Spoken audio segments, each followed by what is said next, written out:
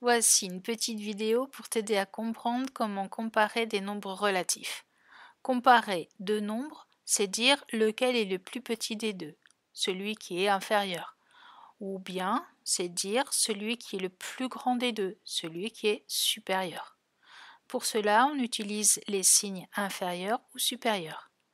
Et je te rappelle que l'ouverture du signe est toujours tournée vers le plus grand, comme sur ces images avec les chevaux. Les nombres relatifs, si tu ne sais plus ce que c'est, je t'invite à regarder ma vidéo sur ces nouveaux nombres. Bon, en fait, si tu te souviens bien, ce sont à la fois des nombres positifs et des nombres négatifs. Commençons par comparer deux nombres positifs. En fait, ça, tu sais déjà faire. Comparer deux âges de chevaux, par exemple, là, on en déduit que 5 est plus petit que 8. Ou comparer des prix, ici des prix de deux sels, de 1340 est donc plus grand que 1410. Maintenant, comment comparer un nombre positif avec un nombre négatif? Alors là, il n'y a rien de plus simple, car un nombre négatif est toujours plus petit qu'un nombre positif. Tu peux voir ça sur une ligne graduée ou un thermomètre. En effet, une température de moins 8 degrés est plus basse qu'une température de 5 degrés. Donc, moins 8 est plus petit que 5. Et pour terminer, comparer deux nombres négatifs.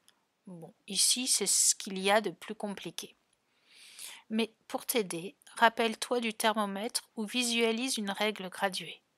Une température de moins 15 est plus basse qu'une température de moins 5 degrés. Et sur la ligne graduée, moins 15 est plus à gauche que moins 5. Donc, moins 15 est plus petit que moins 5. Essaye maintenant avec moins 6 et moins 10. Et oui, pareil, une température de moins 10 degrés est plus basse qu'une température de moins 6 degrés. Donc, moins 10 est plus petit que moins 6. Et en visualisant la ligne graduée, moins 10 est plus à gauche que moins 6. On vérifie bien alors que moins 10 est plus petit que moins 6.